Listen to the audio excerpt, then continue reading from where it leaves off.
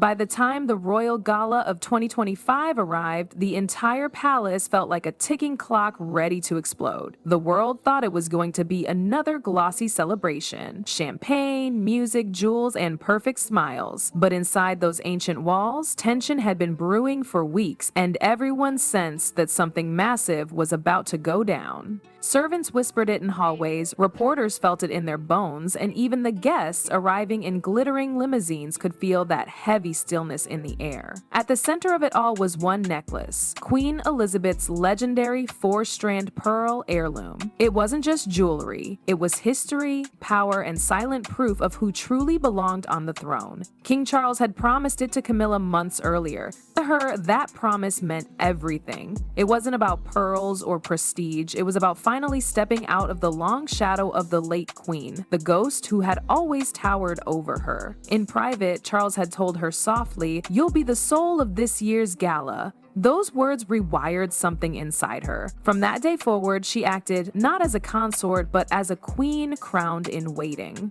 She walked the halls with an air of triumph, dismissing long-serving staff who had been loyal to Anne or William. In their place came unfamiliar faces, allies who owed their positions to her. Every corridor started to echo differently. The palace no longer felt like the House of the Crown. It felt like Camilla's domain. Whispers spread fast. "She's building her own court," some muttered. "She's trying to rewrite the order." Others whispered behind closed doors. Yet Charles, always the diplomat, tried to stay calm. He told himself it was temporary, that his promise had simply given her confidence. But when a young maid named Elsie, a quiet, loyal servant of Princess Anne, was dismissed without reason, a letter found its way to the king's desk. It was handwritten, trembling with emotion. Elsie hadn't begged for her job back. Instead, she wrote about fear spreading among the servants, about how Camilla's circle was replacing loyalty with favoritism. She warned him that the palace's soul was decaying. Charles read that letter alone at night, the sound of rain outside his window.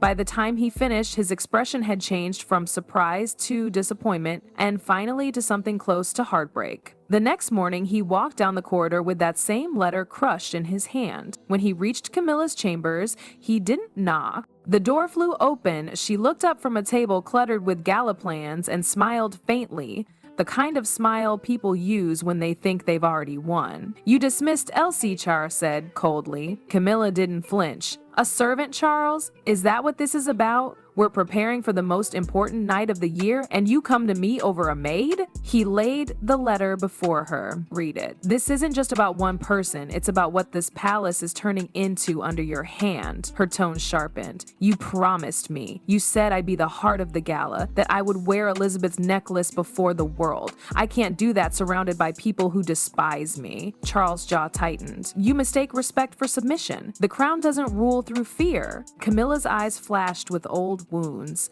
"I've spent decades as your scandal, your shame, the woman no one wanted to see beside you. If I can't claim my place now, then what was all that suffering for?" Charles's answer came quietly but firmly. "A crown given to pride will always fall." For a long moment, silence stretched between them, a silence heavy enough to shake the palace itself. And then Charles turned toward the door, leaving her with the letter, the promise, and a destiny that was about to break in front of the entire world. Rain drummed against the tall windows of Buckingham Palace as guests began to arrive for the royal gala. Black cars lined the courtyard, their headlights slicing through the fog, while photographers shouted names into the night. Inside, the grand hall shimmered with gold and glass, chandeliers scattering light across walls draped in crimson and ivory. Every polished surface reflected the same uneasy perfection, a kingdom desperate to look whole. Musicians tuned their strings, servants whispered orders, and yet, beneath all that elegance, there was a pulse of tension thick enough to choke on. King Charles stood before his mirror, fastening his cufflinks with deliberate care. His reflection looked older than he remembered, not just in age, but in burden. The letter from Elsie rested in his breast pocket, its folded edges soft from being read again and again. He had already decided what must be done. For years, he'd been a man of compromise, but tonight would not be one of those nights. Downstairs, Camilla made her entrance with practiced grace. Her gown was deep navy silk that caught the chandelier light like water. Every pearl at her throat shimmered with expectation. She smiled at each greeting, each camera flash, every shallow bow from guests who thought they were witnessing her coronation. Behind her composed expression, her heart raced, half excitement, half vengeance. Tonight, she believed, would be her vindication. The royal family took their places. William and Catherine sat near the front, their postures impeccable but their eyes restless.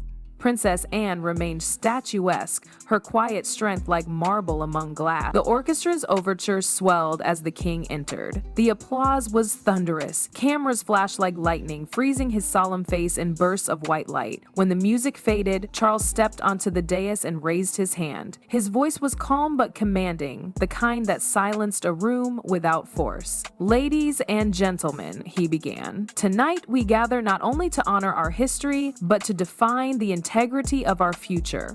A hush fell. Everyone waited for the grand reveal, the necklace, the crowning moment. Camilla's eyes glimmered with restrained anticipation. She had already imagined the headlines, the photographs, the validation etched into history, but the king's speech moved in a different direction. He began naming roles, new responsibilities, new guardians of the monarchy's image. William would handle media relations, Catherine would expand the royal initiatives for children, and would oversee ceremonial affairs. Then came the pause. "And Queen Camilla," he said, his tone measured, "will take charge of banquet coordination and guest protocol." The words fell like stones into still water. For several seconds, no one moved. Then whispers began, soft but sharp. Camilla's smile froze mid-curve. Her fingers tightened on the edge of her seat. Banquet coordination? The humiliation hit her like fire. Charles gestured to a royal guard. A gilded box was brought forward and placed before him. The crowd straightened, sensing history unfolding. Slowly he opened it, revealing the 4-strand pearl necklace glowing beneath the lights.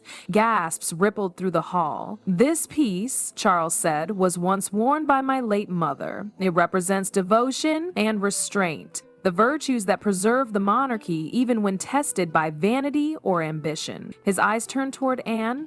"Tonight it returns to the hands that embody that spirit." A wave of applause broke out. Anne rose, gracious yet stunned, as Charles draped the necklace into her waiting palms. Cameras flashed wildly. The symbolism was unmistakable. Then came a sound that cut through everything, a chair scraping against marble. Camilla was on her feet, her face pale, her fury unmasked. "You dare do this to me," she shouted, her voice trembling but loud enough to echo. In front of them all, the room froze. Charles met her gaze but said nothing. Camilla took one step forward, then another, until she stood before the dais. Her eyes burned, her hands shaking as if trying to hold back the storm inside her. And then, with a sudden, violent motion, she seized the gilded box from its place and hurled it to the ground. The crack of splintering wood echoed through the hall, pearls scattered like rain rolling across the marble floor. Gasps and cries followed, the sound of disbelief flooding the air. Photographers raised their cameras instinctively, capturing the destruction of a symbol and the unraveling of a queen. Charles's face hardened. "You have not only disgraced me," he said quietly, "you have disgraced the crown itself." The hall fell silent again, the kind of silence that feels eternal, heavy, echoing, impossible to escape. And in that stillness, everyone realized the monarchy had just witnessed something it could never undo. Cameras flashed like lightning strikes as the pearls rolled to a stop. The gala, meant to dazzle the world, had turned into a stage of ruin. Reporters stared frozen, pens limp, their recorders still running but forgotten. The silence that followed was suffocating. A silence heavier than any scandal the monarchy had ever faced. Camilla stood trembling in the center of it, chest rising and falling, face streaked with tears that refused to fall. Around her, pearls sparkled on the floor like pieces of her shattered illusion. King Charles didn't move for several seconds. His expression was calm, but there was a sorrow in his eyes that went beyond anger. Slowly, he bent down, picked up the cracked jewelry box, and set it gently on the dais. Then he turned toward the audience, to the world watching through flashing cameras and streaming screens. His voice, when he finally spoke, was low but clear, steady as steel. "Ladies and gentlemen," he said, "what you have witnessed tonight is not an accident. It is the truth laid bare. This crown, this family, was never built on vanity or privilege, but on duty, restraint, and honor. When we forget that, we lose everything." A murmur rippled through the crowd. William rose from his seat, his jaw set tight. Catherine placed a steadying hand on his arm, her own eyes glistening. Princess Anne sat motionless, her face pale, her gaze fixed on the broken pearls that had once belonged to their mother. Charles reached into his jacket and unfolded a small piece of paper, Elsie's letter. This, he said, lifting it for all to see, was written by a servant who had no power, no wealth, no title. Yet her words carry more integrity than the false loyalties that have poisoned this palace. The screen behind him lit up, projecting the delicate handwritten lines. Gasps spread through the hall as people read the young maid's plea for truth and fairness. She was dismissed for no crime, Charles continued. Her only fault was loyalty to the wrong person. Under my own roof, those who serve with honesty were replaced by those who serve ambition. That ends tonight. Applause began softly, just a few claps at first, then grew into a thunder that filled the room. William stepped forward, speaking with quiet force. My father is right. The palace cannot belong to fear. Those who tear others down for power have no place in the legacy of this family. Catherine rose beside him. A queen's strength, she said, her voice clear and warm, is measured by grace, not control, and true grace never needs to prove itself. Anne followed, her tone firm. The monarchy has weathered storms before, but never one born within its own walls. What matters now is not appearance but repair, and that begins with truth. The crowd erupted in applause again, not the rehearsed kind given at royal events, but raw, spontaneous, almost defiant. Camilla sank slowly into her chair, her face drained of color. She stared at the pearls scattered at her feet, her lips moving silently as if trying to speak, but no words came. The woman who once fought for recognition now found herself invisible in a room full of witnesses. When the applause faded, Charles spoke once more. The crown stands not for perfection, he said, but for endurance. And tonight, endurance means choosing integrity over pride. He folded Elsie's letter with reverence and placed it beside the broken jewelry box, symbols of both pain and renewal. By morning, headlines across the world carried the same image: King Charles holding a letter, pearls strewn across marble, and Camilla frozen in disbelief. The palace offered no official statement, but actions spoke louder than any decree. Within weeks, Camilla disappeared from public life entirely. Her name was quietly removed from charity rosters, invitations stopped, appearances ended. In a quiet Wiltshire estate, far from cameras and ceremony, Camilla lived in silence. Her days blurred together, long walks through empty gardens, tea gone cold on the table, newspapers she no longer had the courage to open. She had dreamed of being eternal, but history had chosen to forget her instead.